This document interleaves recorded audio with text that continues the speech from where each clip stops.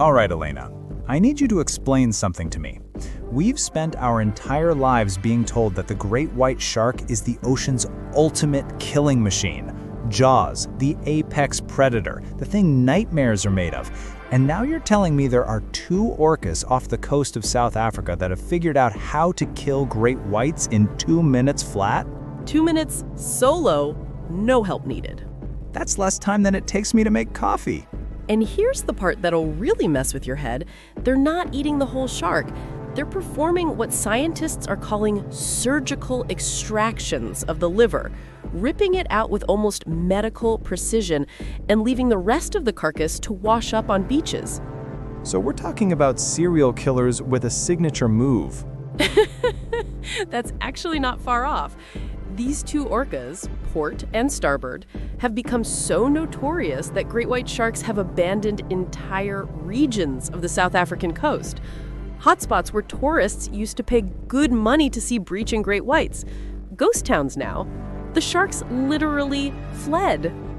The apex predator, running away. Running away so fast that scientists are documenting ecosystem-wide collapses. Welcome to Port and Starboard, the orca duo that learned to kill in 2 minutes. I'm Dr. Elena Vasquez. And I'm Marcus Chen, here to have my entire understanding of ocean food chains completely destroyed.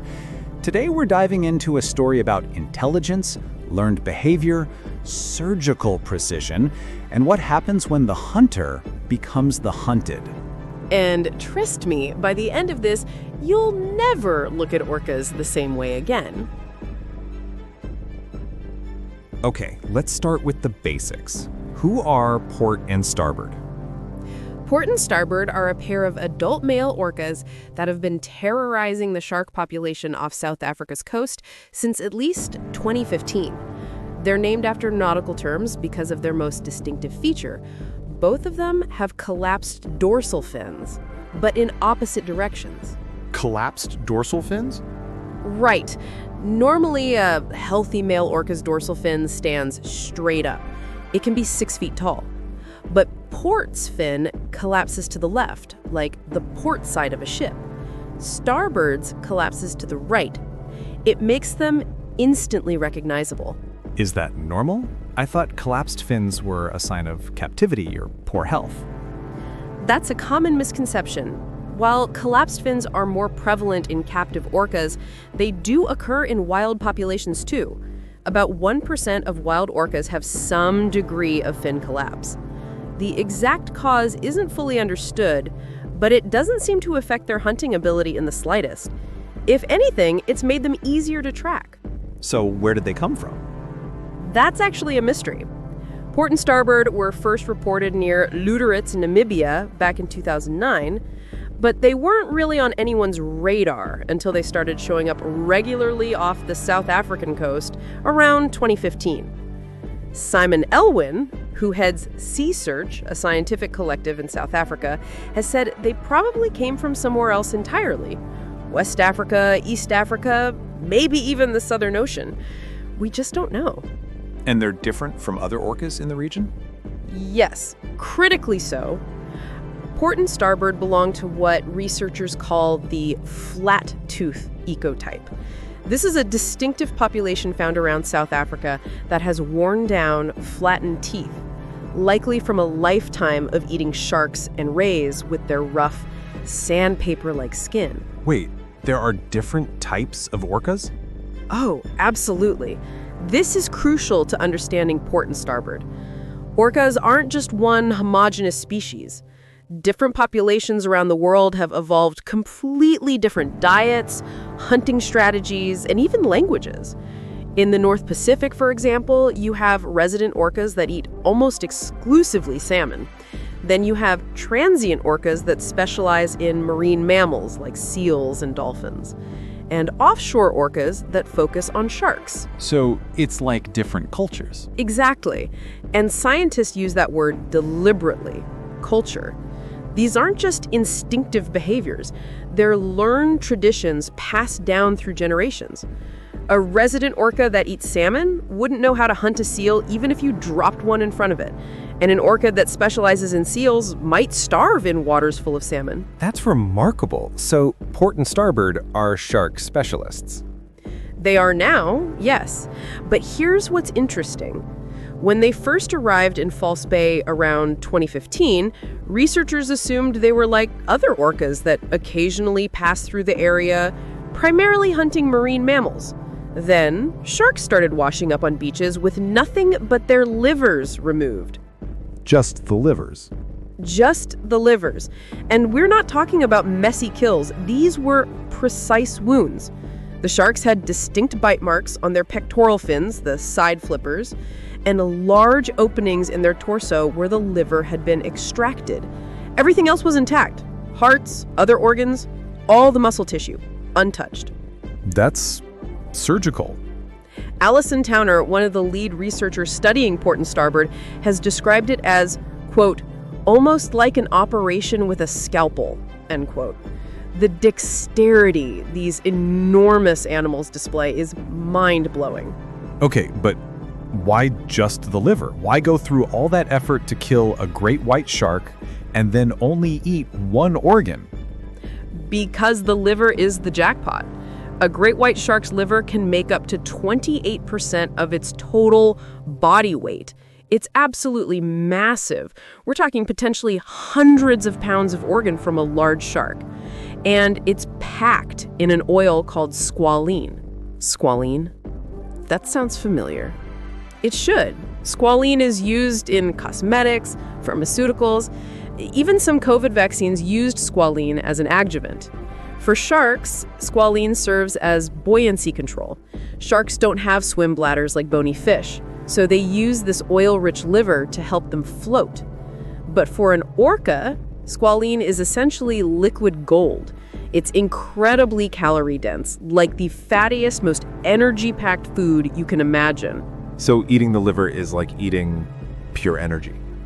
Ralph Watson, a marine biologist at South Africa's Dyer Island Conservation Trust, has done rough calculations suggesting that a single great white shark liver might sustain a single orca for an entire day. When you compare that to the effort required to digest all that cartilage and muscle, the liver makes strategic sense. Why eat the whole pizza when you can just eat the cheese? That's the most disturbing pizza analogy I've ever heard. Welcome to marine biology. Okay, but when did we first realize Port and Starboard were specifically targeting great whites? Because copper sharks and seven-gill sharks are one thing. Great whites are another level entirely. The first confirmed great white kills attributed to them came in 2017 near Gansbai, a town known as the great white shark capital of the world. 5 great white shark carcasses washed ashore with their livers surgically removed. The bite marks matched the flat-tooth ecotype. But here's where it gets really disturbing. In August 2019, 5 more deceased great whites were found in similar condition. So this wasn't a one-time thing. This was a pattern. A very deliberate pattern. And the sharks knew it. Alison Koch, a marine biologist with South African National Parks, documented something unprecedented starting in 2015 and 2017. Great white sharks began exhibiting flight responses whenever Port and Starboard were in the area. They weren't just avoiding the orcas, they were abandoning entire feeding grounds. The apex predator of the ocean, fleeing like prey. And not just fleeing, staying gone. In some cases, the sharks didn't return for an entire year. Salvatore Jorgensen at Monterey Bay Aquarium has studied this phenomenon at California's Farallon Islands, and he found the same thing. When orcas show up, sharks leave immediately, all of them, and they don't return for months. That's an extraordinary level of fear response. It tells us something profound about the hierarchy of the ocean. We've always assumed great whites were the undisputed kings. Turns out, they've known about orcas for a very long time. They have what Jorgensen calls a bag of tricks that's kept them alive for 450 million years. And one of those tricks is knowing when to fold. So even before Port and Starboard, orcas and great whites had this predator-prey dynamic?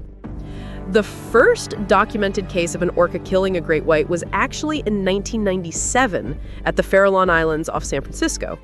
A whale-watching boat witnessed a female orca and her calf take down a 10-foot great white. The calf especially loved the liver it was feeding on it at the surface. That incident made global headlines because nothing like it had ever been seen before. And after that attack?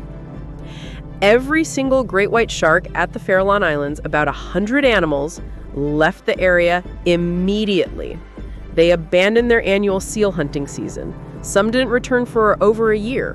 One attack, and the entire population fled. So Port and Starboard aren't inventing something new, they're perfecting something ancient. Exactly. And they've perfected it to a terrifying degree.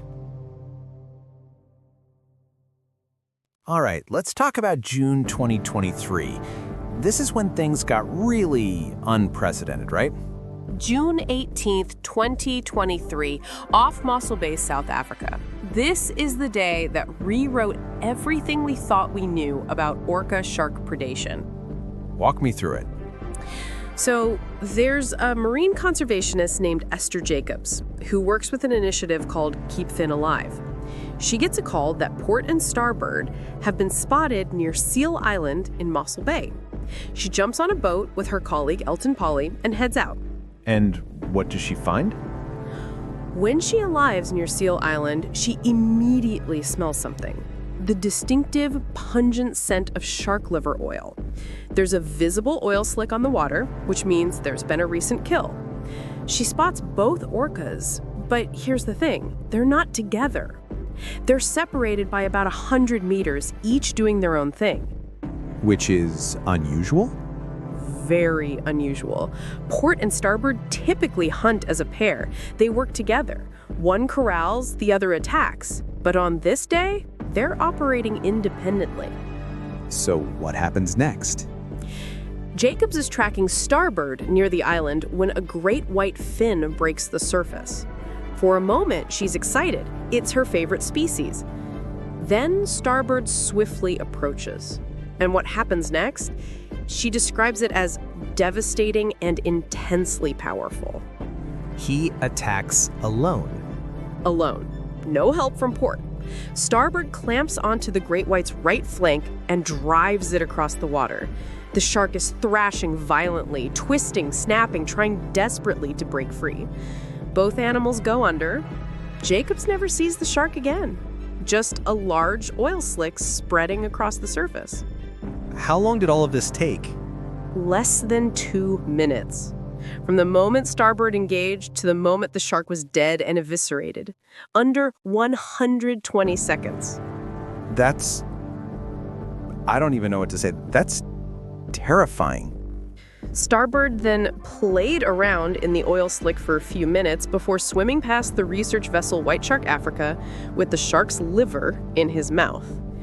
Esther Jacobs' exact words were, "Watching my favorite apex predator taken down with such honed precision by a lone orca shattered everything I thought I knew about the marine food chain." And the victim? A 2.5-meter juvenile great white, about 8 feet long. Not a small animal by any means. And Starboard handled it like it was nothing. Okay, so I need to understand how this is even possible. Great whites are massive, powerful, built for killing. How does one orca take one down in 2 minutes? The answer lies in something called tonic immobility. Tonic immobility? It's a natural state of paralysis that sharks enter when they're flipped upside down. Think of it as shark hypnosis. When a shark is inverted, its sensory system gets overloaded, its muscles relax, its breathing slows, and it essentially goes into a trance. It becomes completely helpless. Wait, sharks have an off switch? In a sense, yes. It's been documented in multiple species. Tiger sharks, lemon sharks, reef sharks, even great whites, though they're harder to induce than other species. Scientists actually use tonic immobility to safely handle sharks during research. You flip them over, they go limp, You can tag them, take measurements, whatever you need. And orcas figured this out? They figured it out and weaponized it. Marine biologist Ingrid Visser has documented orcas in New Zealand turning themselves upside down to flip stingrays and induce tonic immobility before eating them. The first recorded instance of an orca using this on a great white was that 1997 Farallon Islands attack. The female orca held the shark upside down for 15 minutes until it suffocated.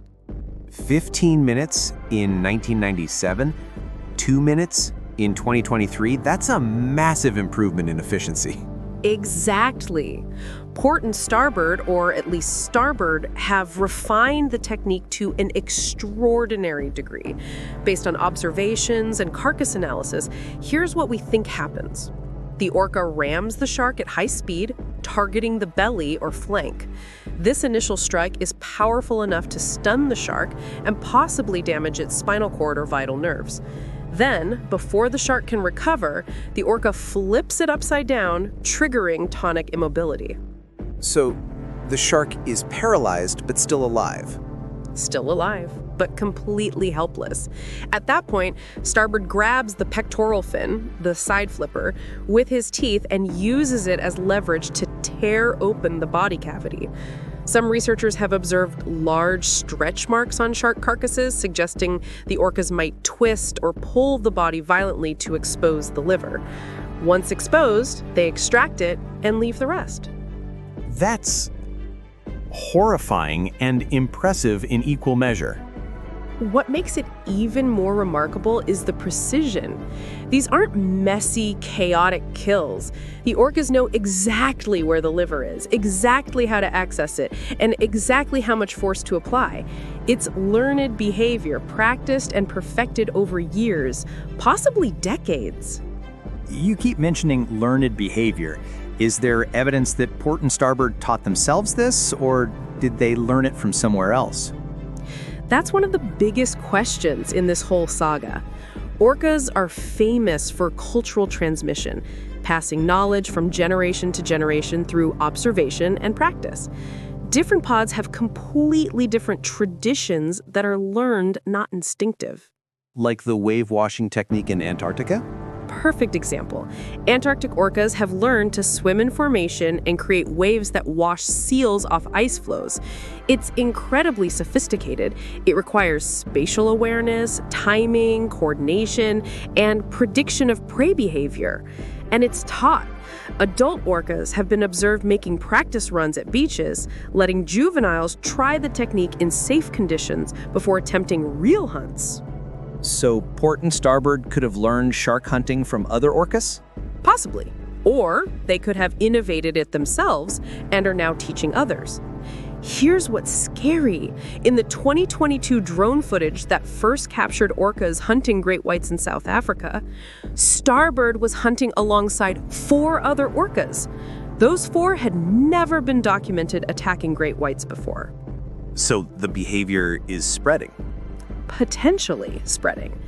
Alison Towner has expressed concern that if more orcas adopt this technique, the impact on shark populations could be devastating. This isn't just 2 rogue orcas anymore. This could become a cultural phenomenon across multiple pods. And there's no way for the sharks to adapt? That's the cruel irony. Tonic immobility might be an evolutionary relic, a behavior that served some purpose millions of years ago, but is now just baggage. A recent study suggested it doesn't actually help sharks survive predation. It might have been useful against ancient predators, but modern orcas have learned to exploit it perfectly. It's like having a bug in your software that hackers figured out. The sharks can't patch the exploit. They really can't. Evolution works on geological timescales. Port and Starboard are operating on a much faster timeline. Let's talk about February 2023 for a moment, because that sounds like something out of a horror movie. February 24th, 2023. Port and Starboard showed up off Pearly Beach near Bonsby. In one day, they killed at least 17 broad-nosed 7-gill sharks Every single one had its liver precisely removed. 17 sharks in one day. That's a killing spree. It was unprecedented.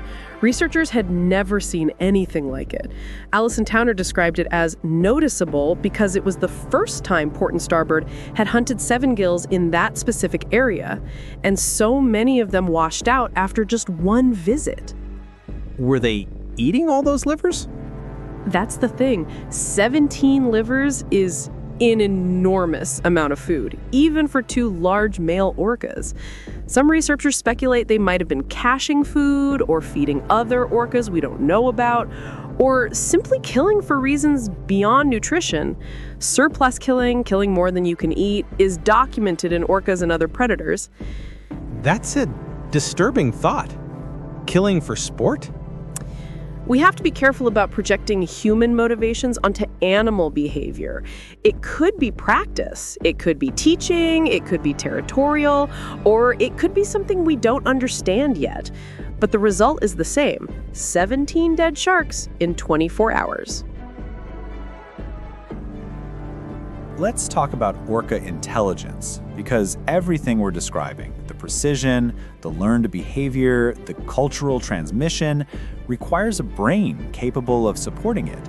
Just how smart are these animals? Orcas possess one of the most sophisticated brains in the animal kingdom. An adult orca's brain weighs approximately 15 pounds, more than 4 times the size of a human brain. Size isn't everything, though, right? Correct. What matters more is structure and organization, and this is where it gets fascinating. The orca brain has a highly convoluted neocortex. That's the part associated with conscious thought, language, and self-awareness. The folds in their neocortex are actually more complex than in human brains, which means more surface area for neural connections. So they have more processing power than us. In some ways, potentially, yes. But here's what's really interesting. Orcas have a structure called the paralimbic lobe that's not found in humans at all.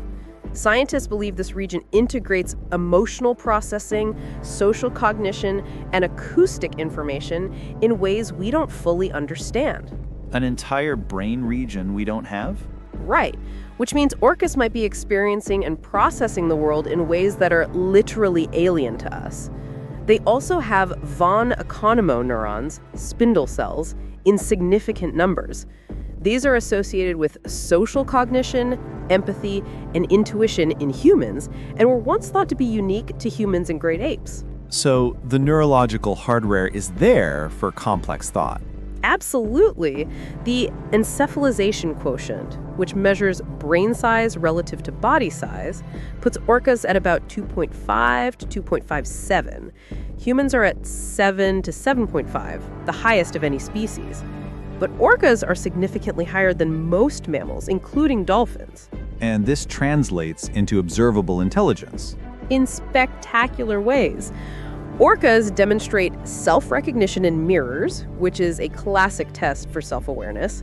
They've been documented solving complex problems, using tools, or at least tool-like behaviors, and innovating entirely new hunting techniques that then spread through populations. Give me an example of innovation. There's a case from Possession Island, where a juvenile orca figured out it could catch seagulls by spitting fish onto the water's surface as bait.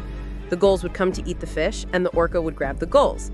Other orcas in the pod observed this and started doing it too. That's invention, observation, and imitation, the foundations of cultural learning.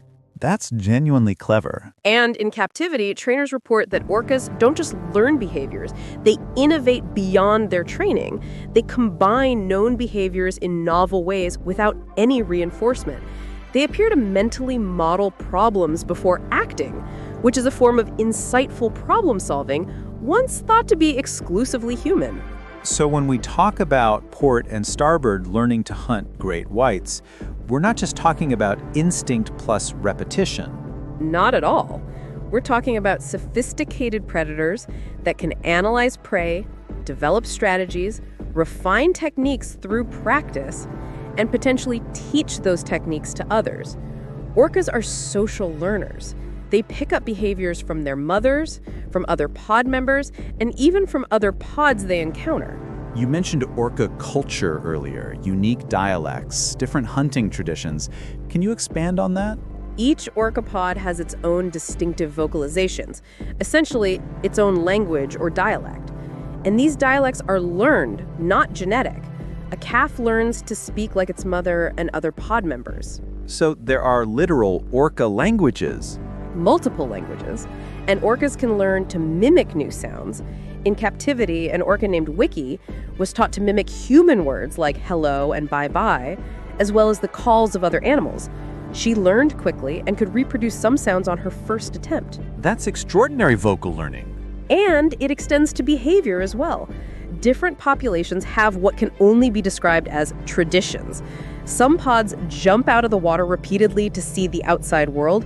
It serves no survival purpose. They just seem to like doing it.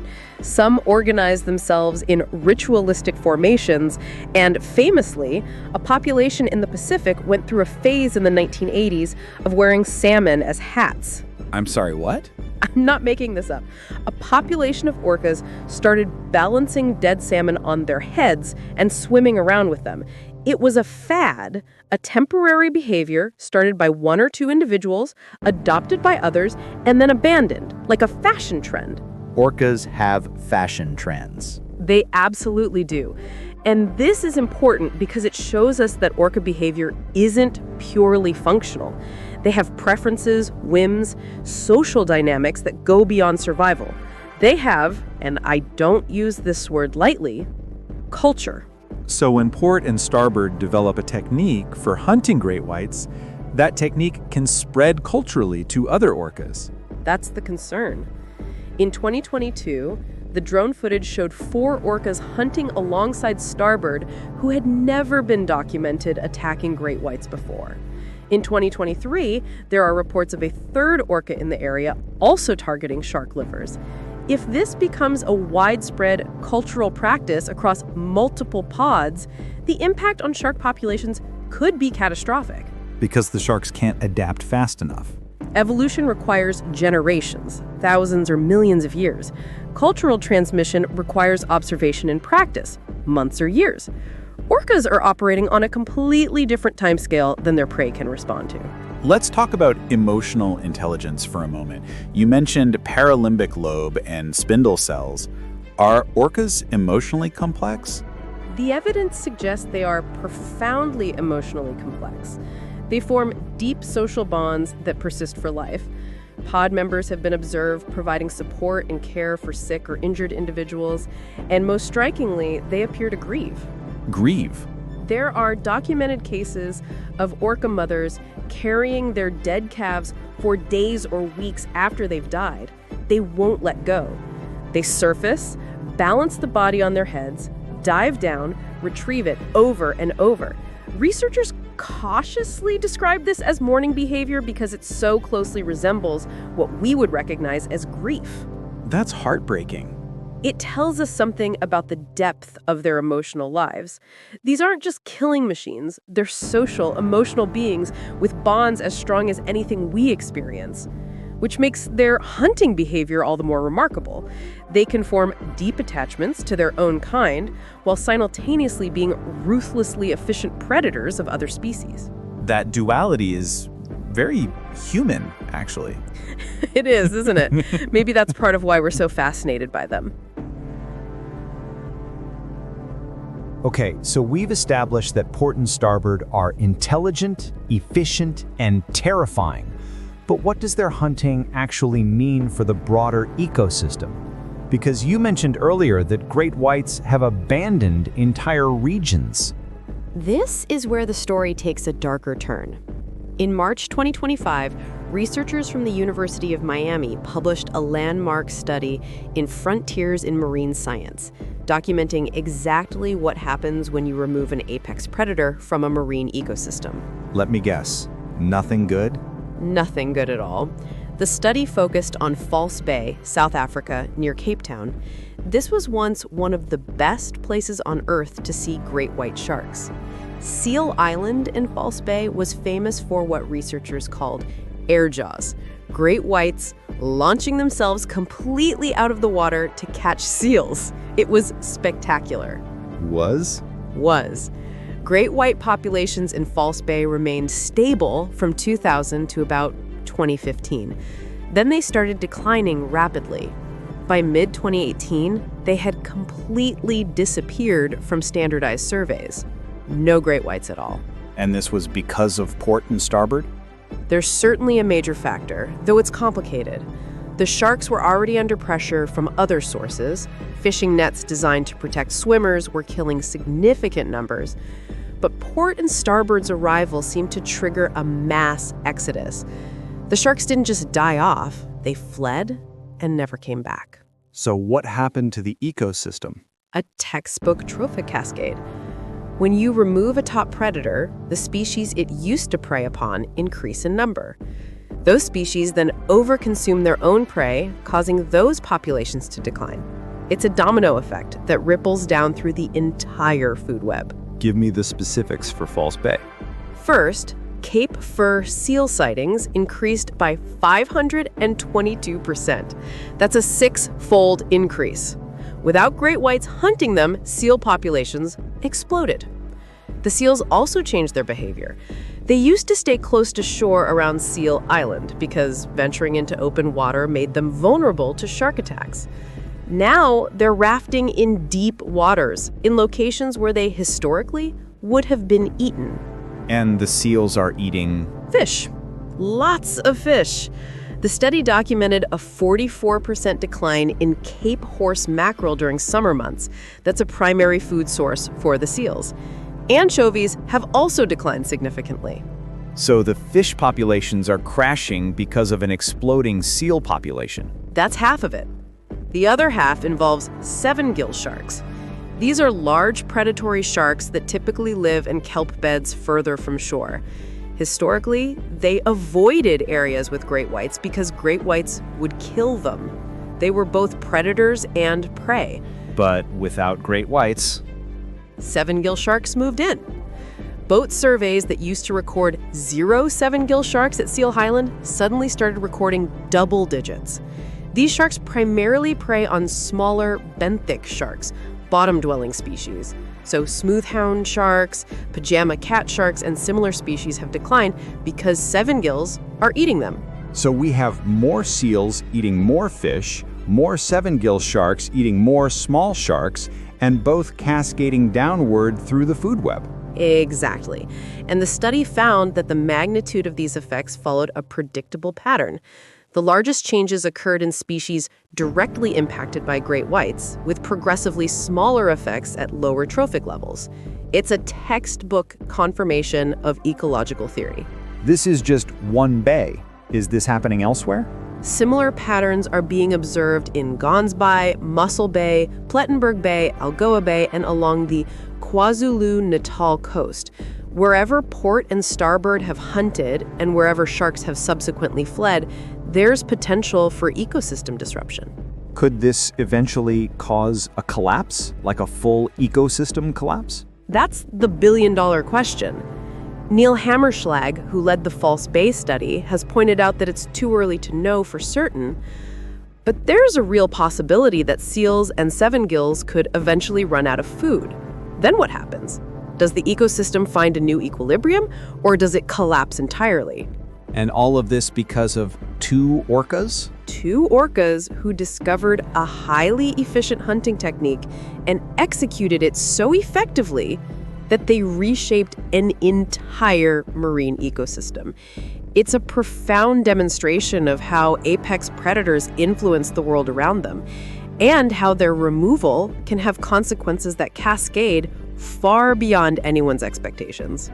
Let's talk about the tourism angle for a moment, because there's an economic dimension here too. Absolutely. South Africa's shark tourism industry was worth tens of millions of dollars annually. Gons Bay was the great white shark capital of the world. People came from all over to cage dive with great white sharks. Seal Island's breaching sharks were featured in countless documentaries. And now? As I said, ghost towns. The cage diving industry has collapsed in areas where sharks have disappeared. Tour operators have had to pivot to other species or close entirely. It's not just an ecological tragedy, it's an economic one for communities that depended on shark tourism. Have there been any attempts to do something about Port and Starboard? Like what? Remove them? Kill them? I don't know. Relocate them? Deter them somehow? There's really nothing that can be done, and honestly, there shouldn't be. Port and Starboard are doing what orcas do, hunting and eating. They're not an invasive species, they're apex predators operating within their natural ecological role.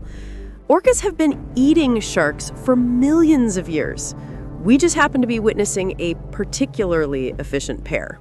So we just accept it? We study it, we document it, and we learn from it.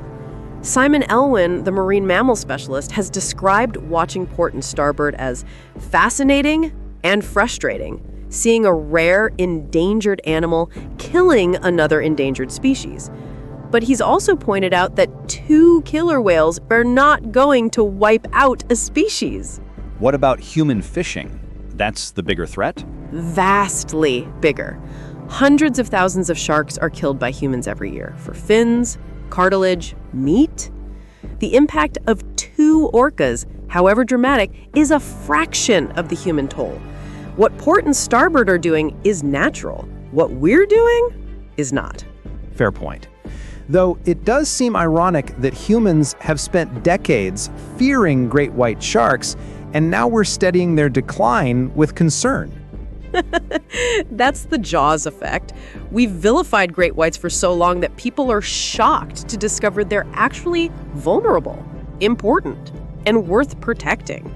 Sharks play a critical role in maintaining healthy ecosystems. When they disappear, bad things happen. Port and Starboard are giving us a front row seat to exactly what those bad things look like. I want to zoom out for a moment and talk about orca-shark interactions globally. Is what's happening in South Africa unique, or is this part of a larger pattern? It's part of a larger pattern, though the intensity in South Africa is unprecedented. Orcas have been documented targeting shark livers in multiple locations around the world. Give me some examples. In the Gulf of California, Mexico, there's a pod led by a large male nicknamed Moctezuma that's been filmed hunting juvenile great whites using remarkably similar techniques to Port and Starboard. They ram the sharks, flip them to induce tonic immobility, and extract the livers with surgical precision. So it's not just South Africa? Not at all. There's also been documented orca predation on great whites near the Neptune Islands in Australia, though footage from there is less detailed. And of course, the 1997 Farallon Islands attack in California. Wherever orcas and sharks coexist, there's potential for this kind of predation. Is this behavior increasing? Are orcas getting better at hunting sharks globally? That's hard to say definitively because our observation capabilities have improved so much. 20 years ago, most of these interactions would have gone unwitnessed. Now we have drones, helicopters, satellite tags, and research vessels documenting things that were previously invisible. So it could be that this has always been happening and we're just now seeing it. Possibly, but researchers like Alison Towner believe there's also been a genuine increase, at least in South Africa. The flat-tooth ecotype has become more prevalent in coastal waters, and their hunting has become more frequent and more efficient. Whether that's because of climate change affecting migration patterns, depletion of other prey sources, or just learn optimization of technique, we don't know yet. You mentioned climate change. Could warming oceans be playing a role? Almost certainly. As ocean temperatures change, species distribution shift. In the Gulf of California, researchers have noted that warming waters are causing shark nursery grounds to expand, which is bringing juvenile great whites into prime orca territory. These young sharks are easier prey, smaller, less experienced, more vulnerable to being flipped. So climate change is potentially putting more sharks in harm's way. It's creating new overlaps between predator and prey populations that didn't exist before, and orcas are intelligent enough to exploit these new opportunities. Let's talk about orca ecotypes for a moment, because I want to understand how specialized Port and Starboard's behavior really is. You mentioned resident orcas that eat salmon, transients that eat mammals, and offshore orcas that eat sharks. How do Port and Starboard fit into this? They're unusual. Most shark-eating orcas stay offshore. They're called the offshore ecotype because they typically avoid coastal waters. But Port and Starboard hunt very close to shore, which is part of what makes them so visible and so impactful on coastal ecosystems. Why would they hunt near shore? There are several theories. One is that coastal waters simply have more prey: seal colonies, fish aggregations, shark populations. Another is that they learn to exploit areas where sharks congregate predictably, like Seal Island. Salvador Jorgensen has suggested that Port and Starboard behave more like the offshore ecotype in terms of diet, but more like transients in terms of habitat use. They're sort of a hybrid. Which makes them particularly effective. And particularly problematic for conservation. If they were hunting offshore sharks in open water, the impact would be dispersed across a larger area. By hunting in concentrated hotspots, they're able to systematically clear entire populations from specific locations. Are there other orcapods that have developed similar strategies independently? Yes, Moctezuma's pod in Mexico appears to have developed shark hunting techniques independently of Port and Starboard. The Gulf of California population has no known connection to South African orcas. They're on opposite sides of the world, yet they've converged on strikingly similar methods: ramming, inducing tonic immobility, and surgical liver extraction. Convergent cultural evolution. Exactly. Two populations separated by thousands of miles, independently discovering the same optimal solution to the same problem. It tells us something about how smart these animals are and how vulnerable sharks are to this particular style of predation. Is it possible that these techniques are spreading globally, that orcapods are teaching each other across populations? There's definitely evidence of cultural transmission between pods. Orcas have been documented learning new behaviors from other groups they encounter. Whether shark hunting techniques specifically are spreading globally is harder to prove, but it's certainly within the realm of possibility. If one traveling orca learns liver extraction from Port and Starboard and carries that knowledge to another population, the implications are significant. That's a terrifying thought for shark conservationists. It's another pressure on species that are already under enormous stress from human activities. But again, context matters. Orcas killing sharks is natural. Humans killing sharks at industrial scale is not.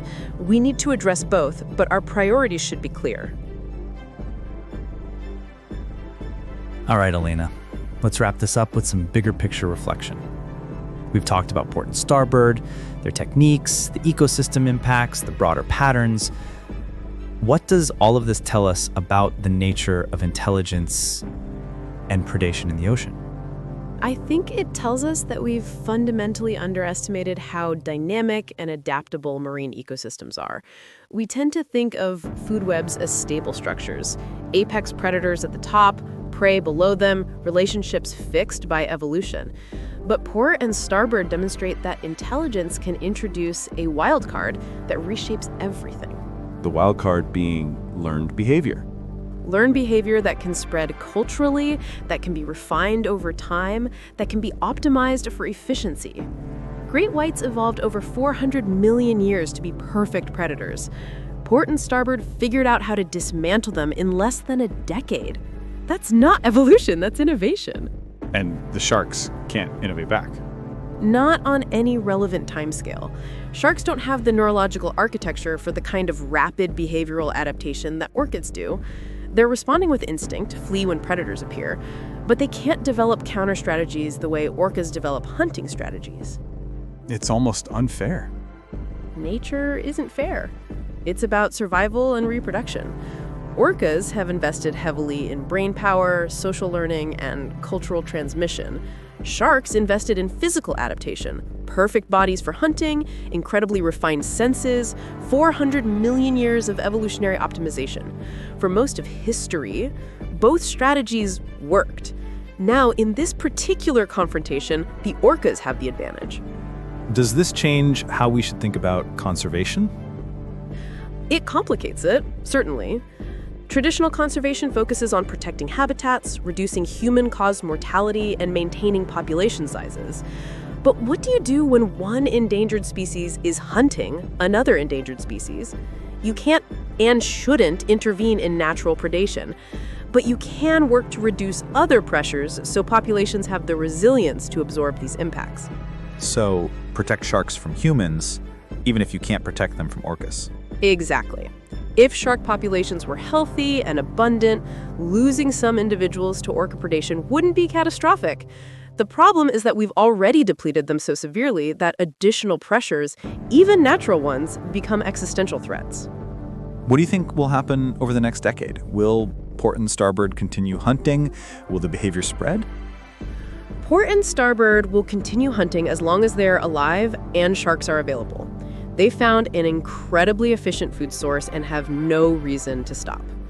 The bigger question is whether their techniques spread to other orcas and whether that creates a broader shift in orca-shark dynamics across multiple regions. And if it does? If it does, then we might see regional extirpations of great white sharks in areas where they were previously common.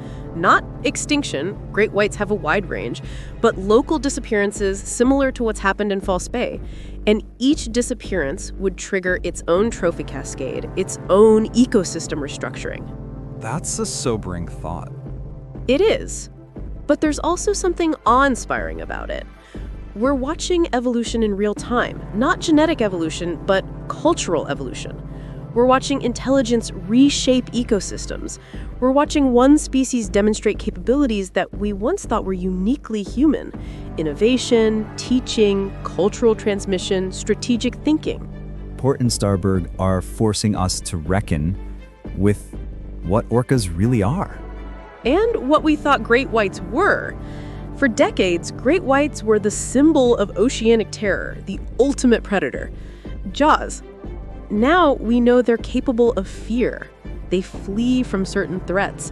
They're vulnerable in ways we never imagined. There's something humbling about that, and something beautiful about how it reveals the true complexity of marine ecosystems. Any final thoughts on what listeners should take away from this story? Two things.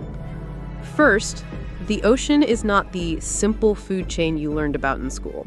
It's a dynamic, interconnected web where intelligence, behavior, and culture matter as much as teeth and muscle. Second, apex predators, both orcas and sharks, are essential to maintaining healthy ecosystems. When they disappear, the consequences ripple outwards in ways we're only beginning to understand. And maybe a third thing, don't underestimate orcas. Absolutely. Never underestimate orcas. They've been called the wolves of the sea, but honestly, that undersells them. They're more like oceanic humans with better teeth and sonar. That's both reassuring and deeply unsettling. Welcome to Marine Biology. Elena, this has been incredible. Thank you for walking us through this story.